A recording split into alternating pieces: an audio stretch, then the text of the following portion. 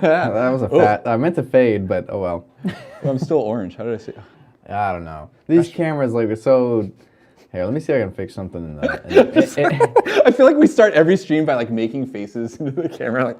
These things I can't like lock in the white balance. It's That's so- that's my right. one biggest complaint with these camcorders that we use, these Panasonics, is that the white balance is always like I just can't get it to do what I want it to do. So I wonder if I crank this other light a little more. Does that feel any better? A little better? I might be able to change some things. Let me see. My nose is all red because I've been wearing an N95 all day. There, that should help. Cool. Well, welcome to the stream. I just clipped. You sure did. I heard that. There we go. That should be better. Welcome to the stream. Hi everyone, we're here. I'm here. It's been it's been so long since I've been here. Oh yeah, I gotta show Corey. Here's your virtual self. Yeah. Oh man, I look better that way. Dude, you did a great. That's so good. So it just plays on loop for like a few seconds. That's so good. Oh, I really like it. Yeah, it's pretty good. It's kept me company. We've talked about Blender stuff, so that's great. there. It's pretty. Actually, it lines up pretty good. Computer's a little bit off the side, but. Anyways, that's neither. Yeah, welcome back. Someday we'll do this stream with virtual avatars. Oh yeah, it's one of my dreams. Stream dreams. Yeah. So I'm back. We had so much random things happening, and yeah. Oh, thanks for noticing my polygons. Yeah, this is his high res model. Yeah, absolutely. There's all these beautiful polys. Yeah, so I've been out gigging. Turns out Friday evenings maybe not a great time for a regular stream for me. Because it turns out people like to do stuff. Events happen Fridays and Saturdays. So I've been out, but this is a free Friday, so I'm here, and I'm glad to be back. And what I've been doing is I've been thinking a lot about my gig that I have tomorrow.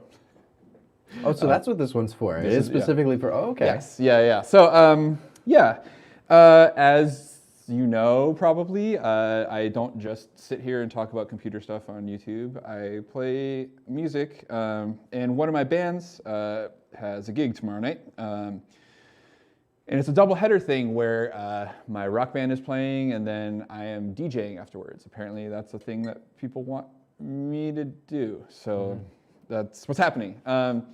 And we're playing a new space that I've been to some shows there, but I've not actually played there, it's called North of 4th, which is about 6 or 7 blocks that way. And I really like the room a lot. It's a nice big, kind of square, big dance floor, nice lighting, and they have a projector installed. You getting some weird sound there, Jay? Yeah, it's coming from out there. Oh, like a noise? A noise, yeah. Oh, here, I know what it is. BRB, everyone. It's great. I can like really, I can tell exactly, just move my sliders up and down. I can see exactly what it is. Heck yeah, is that better? No, I'm still getting it. Oh, it's that high frequency whine? Yeah. Can you hear it? Here, let me give you some. Or you probably can hear it too, actually. You should have volume. I can hear it. Channel. Yeah, see. Is that my computer channel? Yeah, I'll turn it down for you. So that's... I don't hear it anymore. Whatever I'm hearing didn't change. Oh, no, there it is. Oh, because I'm listening to the master. I see. Is it the Focusrite? I think it's the Focusrite. Okay, mute me real quick. Okay, there you go. So I'm using a different adapter that I've never used for this thing. I normally use this adapter for my flash drives. It's a little adapter that lives on the end of one of my flash drives, but I think that maybe it sounds bad. Hey, right. Adapter. Yeah. Different adapter. It's always... Yeah, so it's this little thing, little USB A to C adapter. Normally I'm plugged into this big honker, which, something I've learned over the years is that not all USB hubs are created equal, and that audio applications, like audio hardware, is like the fussiest with it. Okay, is that any better? All right, let's see. No, I'm still hearing it. Baffling. It seems even louder now. And it's coming out of the Focusrite? Yeah, it's on that channel. Does turning it down do anything? Yeah. So it's actually outputting you some audio from somewhere. Where's that coming from? Very strange. I'll just turn it down for now. I'm not sure. We can troubleshoot it. Yeah. There's no inputs here, so that's really baffling to me. We use that all the time. Maybe I'm just noticing it or something. Yeah, it's what does the noise sound like? It's just that kind of hiss, like the low, like noise, like low, like. Can you should be able to hear it now. Here, let me move it for you. Here you go. There's some of it. Turn it up. I hear that as a high whine. Yeah. Huh. So that's. I mean, you might just have my signal cranked. You want me to play you some music real quick? Sure. Well, this one I can't adjust the gain overall. It's just the slider. I get a direct like. Oh right, yeah. Can you turn? Well, I mean, you just might be like, it might just be turned up like super hot, even with that tiny bit on the fader. Let's check this out real quick.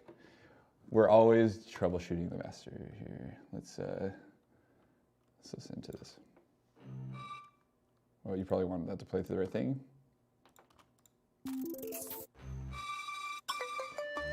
It sounds good when it plays.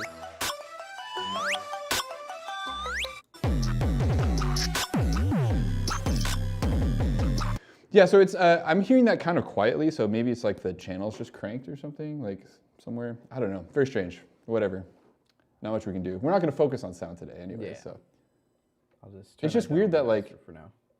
turning the. I hear high whine in my signal right now, and turning the Focusrite all the way down doesn't change that. And if we mute that channel in my mix. Is it this cable then? I mean, this is the cable we've always used. Yeah. Will you mute the channel in my mix? Sure. There you go. Still hear this noise. Hear it now? Nothing changed for me. Anyways, we'll troubleshoot this later.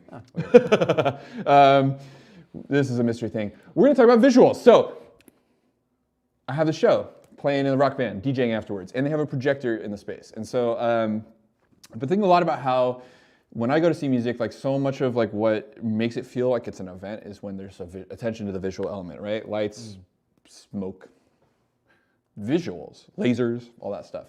So I don't have a smoke machine, I don't have any lasers. So I decided to make some visuals.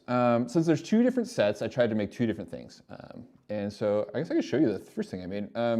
I got really inspired by checking out some like hand-drawn visuals. Like I just like watched a lot of performances and saw some really cool hand-drawn visuals at like this like festival. And so I was inspired to do something that was kind of like that, which is this thing.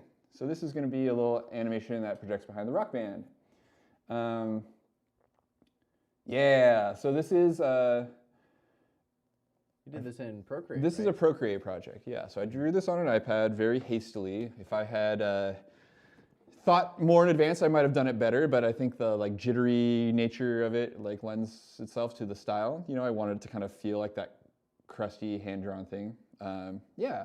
So this is like, I think I drew something like 30 frames of this, maybe more, and then ended up like duplicating some of them. In animation terms, it's called like cycling frames. So I created some cycles to extend the animation. So you like when I created it, it blinked a lot more often. You can kind of see the loop points right here. If you pay attention, you'll see some movements and the frames repeat. So the section loops for a while before it blinks again. So then the section loops again, and then it blinks again. So I drew it a lot shorter, but was able to extend it to be, it's like almost 40 seconds with this longer thing. I did like do a little tricky thing where it's not so it's extended and then it loops several times, and then I think it's like the last loop, it does something a little different, where it cries this little tear and drips onto one of the letters. Nice. Trying to be cute. I just wanted it to like have some variety in it. It's been an interesting challenge trying to figure out how to get this thing to play back in a seamless loop, by the way. That's a whole other can of worms. Yeah. But yeah, so that's going to be the thing for the opening band. And then for my DJ set, I've been like really wanting to do something in 3D for a while.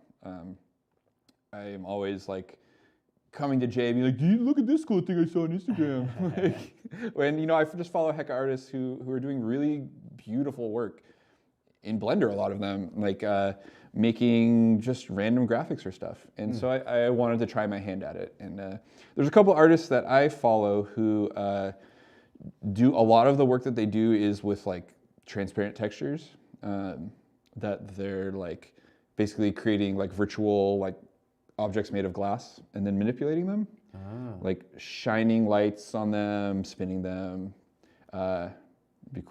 Probably have pulled up some examples of that, but oh well. So I thought I'd take my own, make my own attempt at doing that. And let's see if I can show you the most recent version. I probably want the video, not the blend file. I think this is the most recent one. So this is what I have come up with. Ooh. Yeah, so this version has some issues, but we'll see. So this is it. So my artist name is Bumblecrow, and so that is what this text says. And there it goes. It looks a lot better on your display, like on the monitor. Like, oh, my brightness is down. I'm like, wow, it was popping over there. Yeah. So I don't know how obvious it is what's happening here, but we're gonna break it down because I got the blend file open for you. Yeah, so this is the process of this is basically taking some text, texturing it, converting it into a mesh, and then there was the cycle, huh? Yeah, what went wrong there? Did it lose a few frames or something? It might have. That's problematic. Oh, what a bummer. Were you saying that it doesn't cycle great in this program? No, this is in this program, I keep getting fooled by this. It's automatically playlist stuff, and it playlists your entire folder. And so, like, it failed to loop properly because it was in playlist. Had a few other things in there. Yeah, so I got to go do this and then turn on playlist loop while it's the only thing in the playlist, and then this should loop seamlessly. Let's see. It wasn't as seamless as I would hope, but I think that was as close as it's going to be. Yeah. Unless you're really watching for it, I don't think anybody would notice except for you. That time was better for some reason. Maybe I could have been just I loaded it in. Now that it's actually played it, it's loaded that first part in. Yeah. So yeah. So this is a deal. So yeah. I'm really pleased with a lot of things about this version. In particular, I really like how the colors look when these words lean back and you get these like rainbow refractions in there. This is what I'm going for. Yeah, I also like that it's kind of illegible. Trying to be kind of elitist about it. Definitely, it's the sort of thing where you definitely wouldn't know. It might take you a while to figure out what it said if you didn't know. Yeah. But so this is an iterated version. So maybe for fun, we can check out the first version, or like the oldest version I have. I think I deleted the first. I accidentally overwrote the first version. Yeah, it's easy to do. Yeah, sure. So here's an older version of it. This is actually maybe the third version. This is the first version where it started to look good. So I like things about this more. This one's more legible, it's brighter, it pops more. And the way I achieve that is there's more lights. So we'll get into all of that. But you see how you can kind of see the refraction of a sort of a square moving around? That is a square area light in Blender that you're seeing. So anyways, I've gone through a couple different versions of this, trying different things with the animation, trying different things with the lighting, and I'm on to iterating the lighting now, because that's what I found to be like the most challenging part of this. So let's check it out. Here's my blend file. So this is the project. So here's the text, and it's like, whoa. This mouse does left and right scroll with its scroll wheel. And so if you don't push your middle mouse button just right, you get, apparently that's mapped to zoom in and out in Blender apparently. So anyways, so if you see me randomly launching deep into my model, that's, I'm really just trying to press the middle mouse button, trying very hard. Okay, so here's my text. Let me so if you're not familiar with Blender, you can see, I have my text here, and then you'll see these like wireframe stuff around. These are 4 lights. There are 4 lights. 4 lights, count them. Any 4 TNG area If lights. we have any TNG fans watching, please chime in. Okay, so yeah, and then here I am in my camera perspective. So the lights are what's giving it its making it visible at all. But let's walk it back, and I'll unwind some of this bendy stuff on my text model here, and you can see what's happening. So these are all modifiers, and I'll just hide them one by one, and you can see what it actually looks like. Sweet. So those of you who watched last week and the week before, you should recognize some of these that we talked about. Yeah. So it started out as very, whoa! It's so particular how I touch that. I got to remap the. So yeah, very bland text, and I wanted something simple to start with so that I could I want it to be nice and flat and like no serifs or anything because I wanted the stuff to happen to it and get weird, right? Mm-hmm. So maybe the first thing, well, I could show about like how I made it move, and then we'll get into the nodes. The first thing that we started doing to it is this like remesh modifier, which really helped a ton. I think you mostly tell, you see in the wireframe. Yeah, see that's right. So before, yeah. Like this geometry makes tons of sense if you're just constructing this, but when you start to modify it with the simple deform in the wave, then the places where the geometry is dense and the places where the geometry is not dense act super differently. And so I wasn't getting a uniform effect across all of the text. So Jay turned me on to the remesh. Yeah. So this just like breaks things up into little voxels. Nice clean geometry. Yeah, totally. So that's all like so homogeneous. And so anything I do to any part of it is going to like react more or less the same. Yeah. So then I wanted it to move, right? You know, there's a bunch of different ways that I see artists do these things with these texts. A lot of the work I see is just like they'll make some sort of geometric shape, they'll give it a glass texture, they'll put like some sort of like roughed up like texture on top of that, and then they'll shine some lights on it and spin it, and that's like that's the art. I see like tons of people who like that's what they do. And so for this one, I wanted to like kind of like play with like the notion of like, is it, you know, like glass isn't normally very malleable at room temperature, and so I wanted it to have some sort of like liquid motion to it. And so introducing that's what the wave modifier does. And so these things are, the wave and the simple deform are here to provide some just warping of the text, and that's where all of that comes from. So if you know about Blender, there's a couple things happening in here to make this work right. So you'll see that if you know about Blender, you'll see that this is keyed, the angle here. And so on my timeline, well, this is disabled. So first off, I guess I do have some rotation animation on my timeline. So the text by itself does bend back and then forward and back. And then we also have the twist. So over this course of this, the whole thing bends forward and back as it twists forward and back as well. So when it's at its extreme leaning back, the twist is also at its extreme. So we get this like slightly more bent take on it. Yeah, so bloop, bloop, bloop, that's that thing. So that works all well and good with or without the remesh, I guess. You know, still does its thing as much as you could hope, right? But it's when you introduce the wave modifier that things get squirrely. So we can remesh it, and we'll turn off simple deform and introduce the wave. So the wave is where we're getting all this bubbly texture from, and this changes over time. So it's literally like a wave that emanates out in all directions from the point of origin here.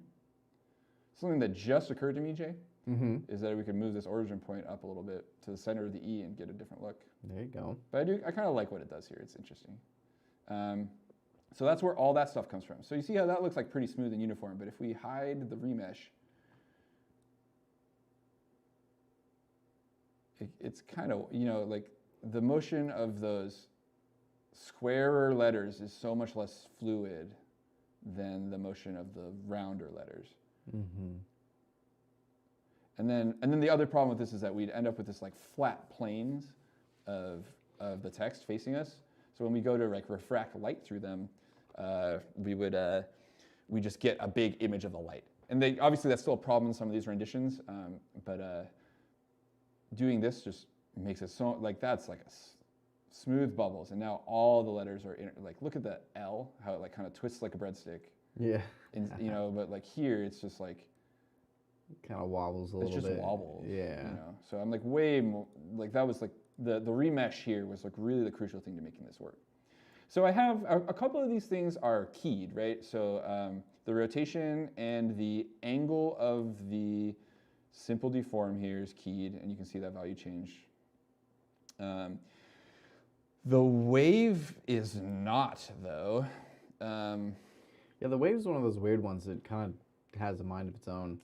Yeah, so I found a website that, like a blog post that broke down the math for like to make the wave loop within a given number of frames. Did you just change? Did I just lose your signal, Jay? Can you hear me? Hello? I think I did. My mic? Yeah. But you can hear me now, though? Huh? You can hear me now? No. No? Mm-mm. Huh. Should be able to hear me. Hello, hello. Testing 1, 2. Can you hear me now? Is it my headphones? Hello, hello. Oh, maybe it's these headphones. Oh, is it the headphone jack? Yeah, it's that extension cable. Oh, you want to switch over to the? It's fine. I'll just hold still. Oh. Anyways, yet another thing to rebuy. Okay. Also, like I don't know why, but like, what is it with these like cables with like the headphone jacks on the end that like they're like the worst? They wear like headphone extension cables just wear out like crazy. It's awful. I don't know. Like, we need to get ones that you can just like lop off the end and replace. Oh yeah. So we should just we need to just start buying bulk cable and terminating making our own TRS and XLR cables. That would be cool. Definitely something we should get into. Yeah, that'd be nice. Definitely. Anyways, that'd make a great topic for a stream too. So there's this like complicated math involving the width and the start position and the speed of this wave. Or it's like something about the width and the narrowness and the offset and the speed. When you dial all those things correctly for your number of frames, you get a perfect loop of the wave modifier. So like probably like you can't like key any aspect of this thing because it just runs, Yeah. Like so there's no way to lock it into the animation other than just doing some math. The alternative to this is doing stuff with like the nodes, like. Oh, I see. Like which I didn't want to get into with this because I did enough with the other stuff. So this is how I create the effect of the text in motion. I played with different values. It's definitely kind of like I like the like kind of like pinch like pudgy look to the letters. It's like exactly what I wanted. Like kind of like almost like the text got inflated a bit or something.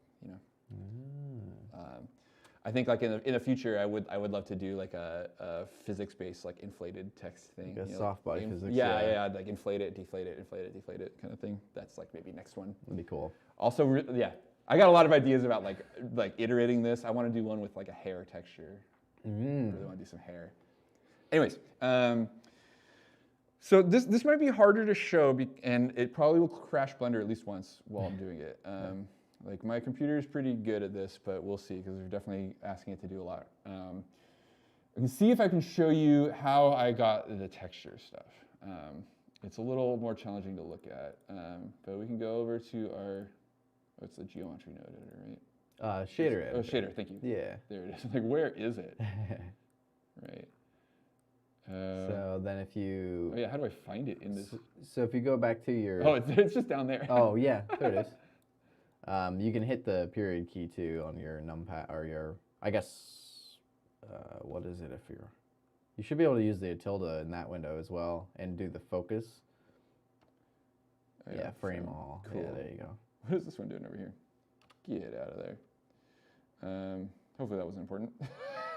Yeah, if it wasn't connected, it Yeah. should be good. So this is what makes this mesh look like this.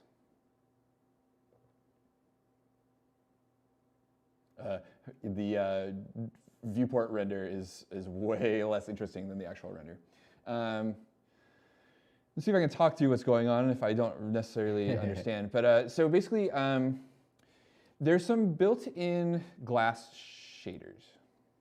And the tutorial I followed, you'll see right now that there's 3 of them triplicated with red, green, and blue.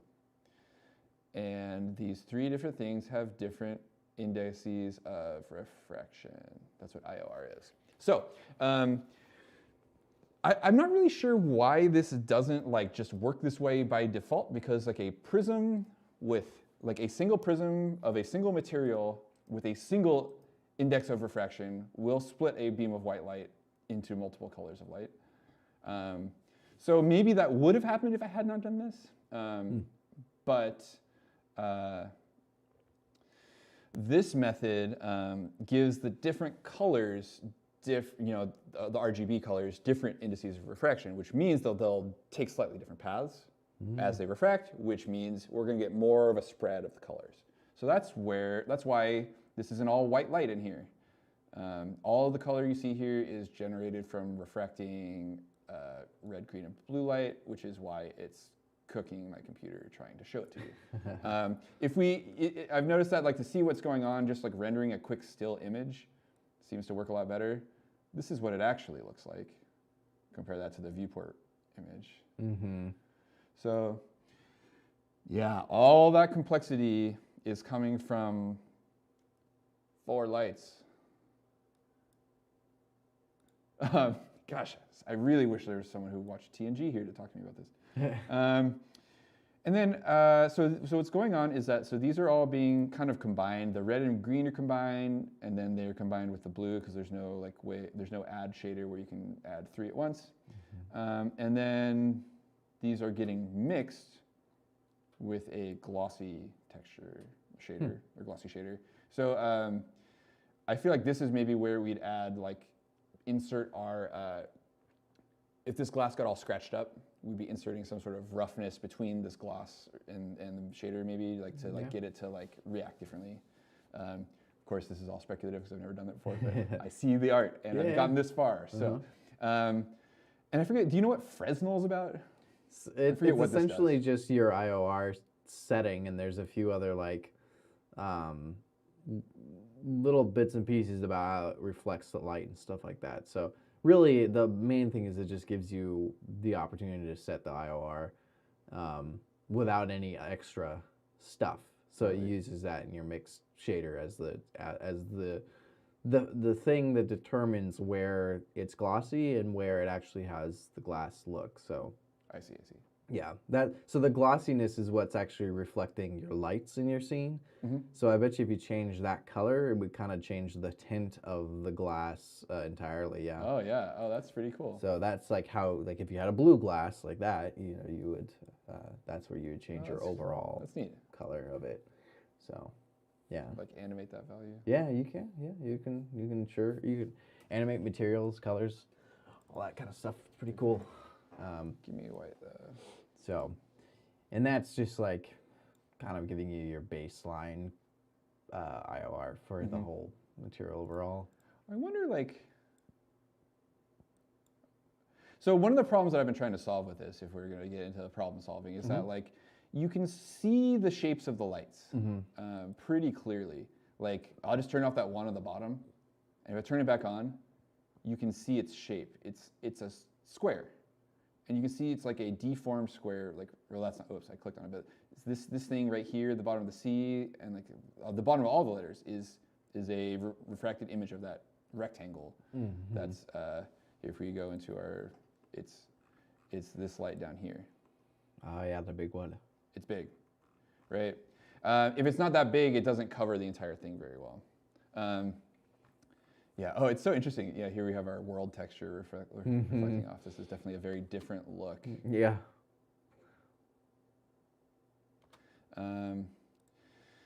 Yeah. So that's the deal with that thing. And then yeah, this is the shaders we're getting output to the surface, and this is node-based glass. Yeah. So it's cool that like if I assume if I tweak the IOR of the individual colors more, we might get even more of a spectral spread. Yeah. And that it's possible that I kind of wonder if actually adding roughness to the glossy might help with the.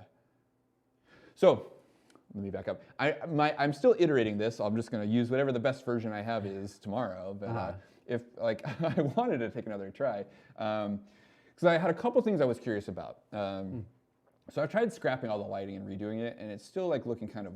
It's not quite like how I'd like it. In particular, it's that big one on the bottom that really like feels like it's doing more than I'd like to. But then if I get rid of it, it's too dark, right? Like this is even darker than it looks in here. If we pop out an image, it's dark. Yeah. You know, yeah.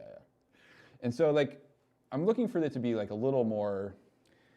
You could legible. And so, yeah. You could tell me if this is a good idea or not, but one of the thoughts I had was, oh, where did I delete that light? Oh, no. Oh, the light's on, but it's still looking really dark. I accidentally didn't turn the light off. Here it is with the light off.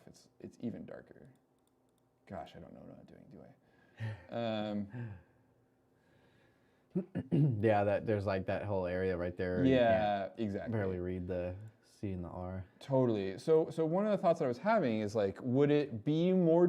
So I'm trying to figure out like, how do I create diffuse light in Blender? And so I'm right like this is. I've just put a piece of glass in the middle of a space and shot a bunch of lights at it and pointed a camera at it. And if I'm thinking about this mentality IRL, then it's like, how do we get a diffuse look of this light?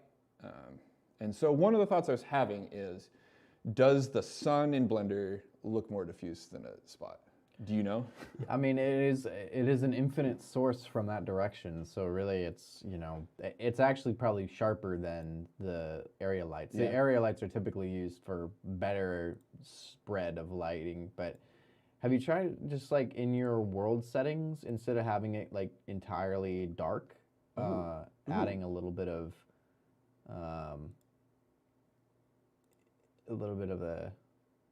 I haven't done any of that at all. Sun's kind of cool looking though. Yeah. That's kind of interesting. Let's pop out an image real quick. But I'm interested in trying that, Jay. I think that's cool. Oh. Oh, I kind of like. It's definitely. I see it. Yeah, it's good. It's brightened up the bottom actually because it's passing through the. Yeah. I'm like, but now I'm like, what if they were like? Let's just for fun. Them all be suns. Why not? Well, maybe there's a good reason. Let's find out. Whoa, that's a really different look. Whoa, interesting. Whoa, yeah, not it. That's not it. It looks very metallic now. Yeah, it got metallic. Yeah, that's so interesting. That's so interesting. Wow. Okay.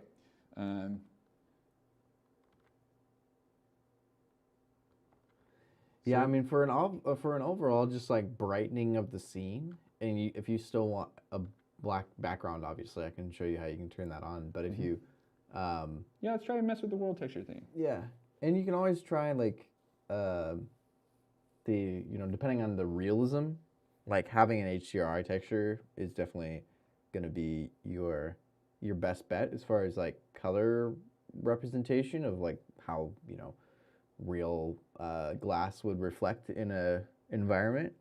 But I think just for now, like if you wanted it just overall brighter, yeah, if you go to your world properties, which is the little globe, the red globe over on your properties window. Find me a red globe. God, there you go. I find this UI so dense. It's so dense. And then under surface, if you just do a your background, and then it's gonna be really bright for a second, but you can just turn that strength down to something pretty low, and it may even have to be like a 0.01 value or something. Whoa, spinning out a hex. What is that? I don't know what that is. And then if you go back up to your little printer icon for the render output, and then scroll down to where it says film, it's probably way down here. Oh, back up again?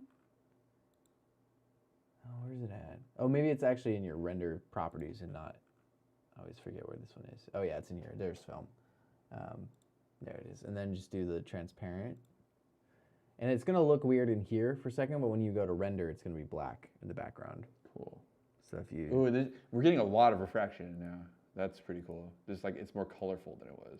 Yeah, so that's gonna be like your whole Oh. environment. It may actually, in Blender, it looks like this. I think you do actually have to like output it. So if you save this image, it's gonna be, you could save it actually as a PNG, and this is how you'd have a transparent background.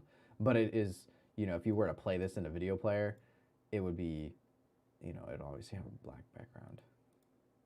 You could probably do I'm just curious, like JPEG, yeah, and then it won't have any transparency.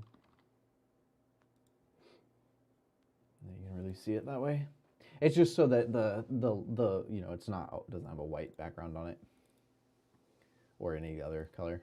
I think there is a way you can change it, but it's looking kind of like sharp. Yeah. So it's edges. Yeah. It's interesting. It's not gonna give it that dreamy glow. edge. Yeah. Well, so like I also did leave. I left this thing as a sun. there's some other setting. I think there's a way to get the background not to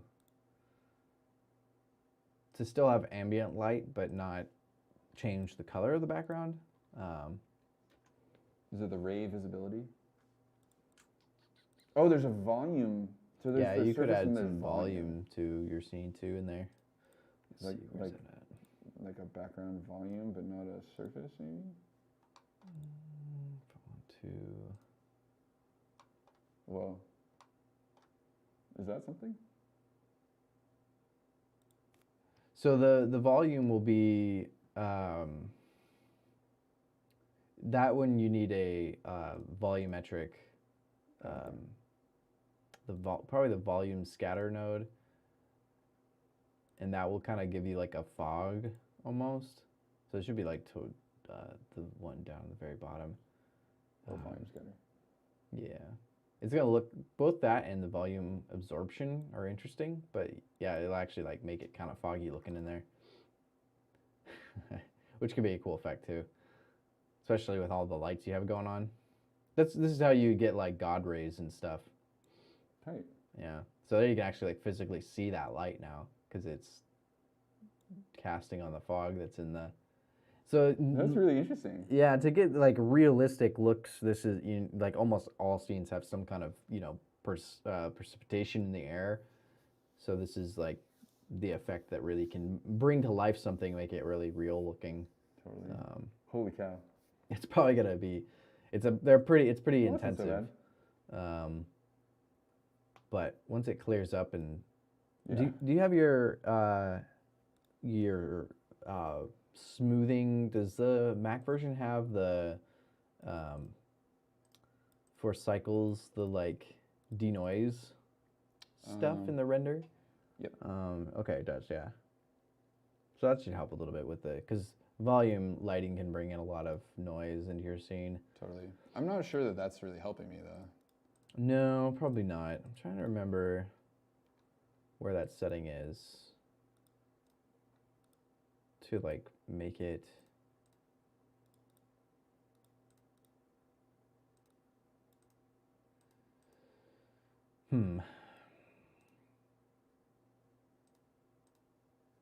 I wonder if you add a...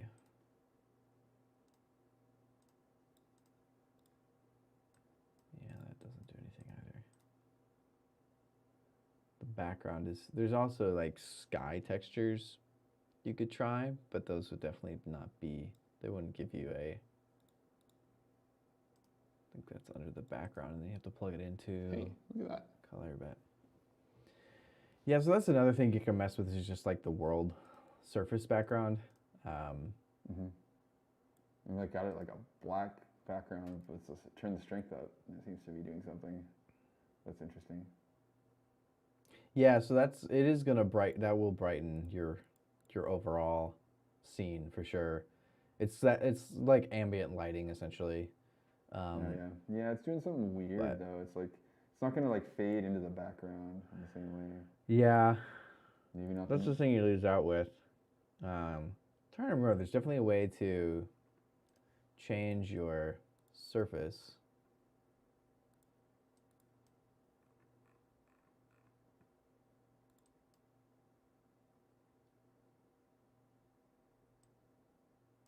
Yeah, I don't know. It might be. It's possible. It's just like a lighting thing. This is like the interesting thing about this, right? It's like you should really have to like move stuff around physically to see how it looks, right? Oh yeah. Like, well, physically, virtually, right?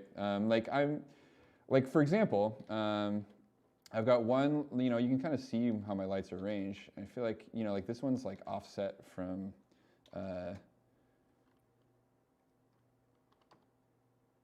From the center there, like maybe like that would help better. Whoa, whoa, getting deep in there. That's kind of fun though. Wow, what a journey. So like finding stuff that just hits it at different angles seems to really help a lot. One thing you could do in order to still get that black background is to just actually bring in a physical plane and put it behind your thing and just have it like absorb everything. So you could try that and see. That should help with the kind of looking like it actually is not just a totally transparent thing. So you can add a. How do you do that? Up in mesh, there should be mesh, plane. Yeah, and then you can just like rotate it to be 90 degrees facing the camera. That's 90 on the x-axis, right? And your rotation should be the, should be X. Yes. Yeah. And then you just scale that up and slide it back a little bit, and you should be good to go that way. Yeah, that's on the Y. Let's put it like. There you go. And then let's. Yeah, you can check your camera and make sure that it's like covers the whole thing. And oh yeah, definitely. Oh, yeah, there. No, it doesn't. So yeah, then you can go into materials. Oh yeah. And then. So for my plane selected, where's that little red one on the very bottom. Oh, that thing. Or the next one up. Oh, yeah. Sorry, there's two. Yeah, the red beach ball. And then you can just change your base color all the way down, and then you'll want to make sure your specular is all the way down and the roughness is all the way up. Yeah, roughness all the way up, just so it doesn't, so that should be a perfect black and absorb all light. So then you can play with your background and like make it as bright or as dark as you want, and it won't affect it. You can even add in a HDR at this point, and it wouldn't matter. Like you'd still have a black background. I thought there was a way you could turn it on so that it would not be transparent, but it's, I don't remember. I don't think there's a setting for it. Well, this look is really interesting. So then you can play with all the lighting and stuff, and it should still keep, there you go. What? Hey, I think we're getting somewhere. A little bit brighter. Yeah, but like that's definitely too bright, but it's like, that's like 0.2, we try like 0.02 or something. You should try it with an HDR just to see what you think. You sure you want to do that?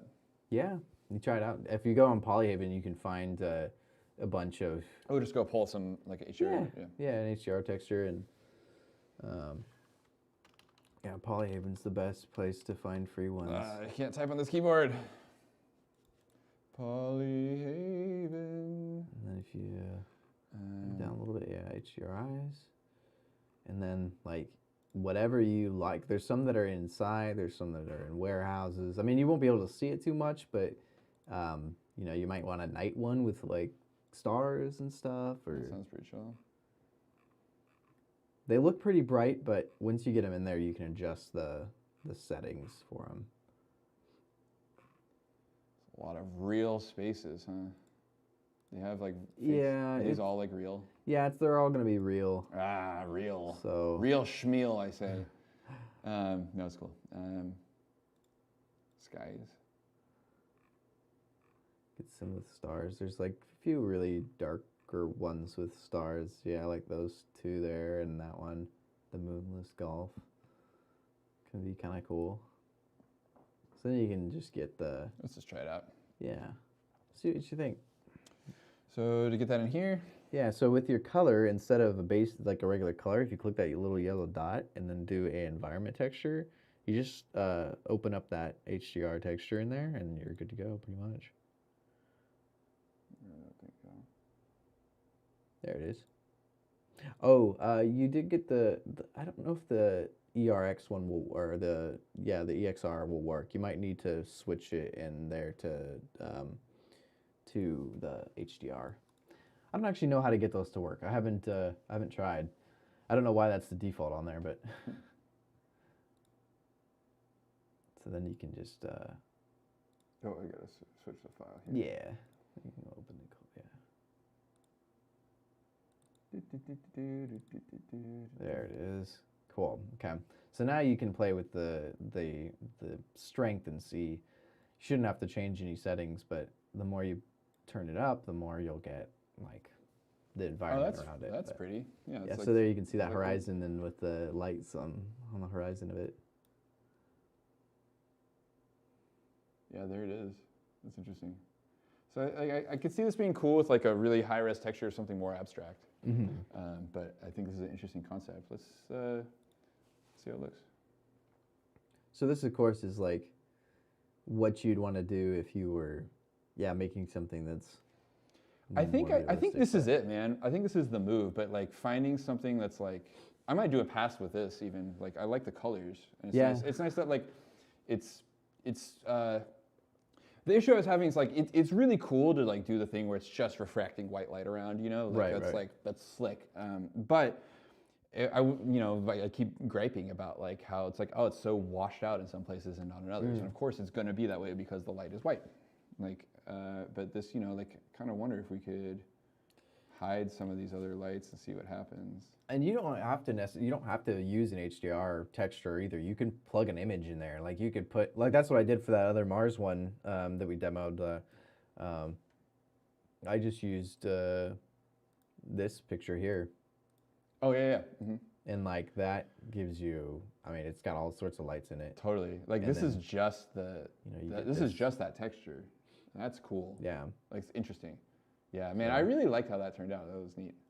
That's just, that background and that in the sky. So, and then it reflects that. So, yeah, pictures find work some too. Like high-res abstract background. Yeah, anything like that works. Oh man, like what about this thing? Yeah. Weird image. Like the colors of that. Downloading original. Yeah, that one's pretty cool. Let's plug that thing in. Sweet, dude. Thanks for this hot tip. Yeah, that's a I think this is definitely great way to add some color. It's a step in the direction for sure. Why does this thing keep turning pink also? Oh, it's the loading like default. When it loses its textures, that's like the hot pink is to tell you, I don't know what texture you want me to use. So that's cool. Luckily, I like hot pink. And this one needs to be very bright, huh? It's gonna give it a lot of color. Yeah. Wow. Yeah, dude, this is tight. Yeah, it's a fun way to add a splash of color. Like the MARZ one was just like, it would have been just totally a blank. It wouldn't reflect anything because it was just the HDR in there. So this is that world texture with all my lights on. Mm-hmm. And it's definitely interesting. Yeah. You're still getting your little like the circles where the bright lights are, but yeah. I mean, I could like. What would it look like if you turned all of those off and just had the environment light? Yeah. See what that looks like. Do you think that like scooting those area lights away would be helpful? Oh yeah, because then it would be a little bigger and they wouldn't. Oh, this is tight. Look at that. Oh, that's cool. That on the O right there, that like it looks really good. Streak of it might just have to be a little brighter. Quite a bit brighter, just for fun. Whoa. That's pretty sweet. Yeah, so that's very similar to the. Oh yeah, the MARZ one. That's pretty cool. Yeah, so I think like the nice thing about this is like it's not going to have a square pointed at it, right? Like Like I like that a lot. Yeah, so it just like encompasses the whole thing. Totally. Is there a way? Is it easy to quickly bypass this world texture? You should be able to. Or set the strength to 0 or something. Yeah, and then it's just gonna be you won't see anything with your lights off. Cool. So I was just curious about like trying what we were just talking about. Yeah, like, move them away. Yeah, because then away. the light just spreads, just like a real light. God, it's crazy how dark that looks in the viewport. It like. Yeah. This is one thing I think it's like so interesting how it like bubbles brightness out of darkness. I think that's like really well, fun. if you think like how it's bouncing light around, it takes some. That's what every pass it does is bouncing light. So the longer it has to bounce light around, the brighter it's going to be. Absolutely. So let's just try scooting these things away and see if it makes us any happier. If you want to keep them in the same place, if you select them all. Yeah, can we scale them all? Yeah. Cool. So if you select them and then. Was it? Yeah, shift should do it for you. Shift, okay. What is it? Alt or is it like and then Macs versus Windows? I'm using a Windows keyboard on my Mac right now too, so that makes it like adds this other layer of confusion. So you should be able to scale them, but if you don't want them to be like, they might actually increase in size, which you may not want. Yeah, that's probably not, Try Alt S, or not Alt S. I mean, what's the? I don't know if you can actually do this with lights. You might have to, like, there's another type of scaling that you can do, but I don't know if it works with. I could just scale them and then just size them down real quick. Just move them away. Yeah, and then you can do individual. If you change your individual origins, you could scale them that way too if you want it. Oh, you got it. That works. It's all right. Cool. Yeah, area lights are one of the only ones that actually will change when you scale them. So they're the only light type that has that ability, which is kind of cool. Where you can kind of make a shape out of them. Too dark. Now they're just little specks. Okay, maybe there's a happy medium there somewhere, perhaps. Let's just see. We're getting kind of close to the end of this stream here. Yeah. But yeah, so this is like the process, y'all. It's like it's been, especially because this is like experimental. We're not like trying to light anything that resembles a real scene. Mm-hmm. Yeah, it makes it a lot more difficult when you're honestly a lot of times. I mean, there's a lot that it takes to get to realism, but doing things that are what they like the NPR or non-photorealistic rendering is actually a lot more difficult than just trying to make it realistic. So there's a whole extra layer of just like messing with settings and all sorts of stuff. And there's a lot of great tutorials out there for making realistic things, but fewer for doing, more abstract things. And you really just got to play with the settings and stuff like that. So, but it's cool. You can really,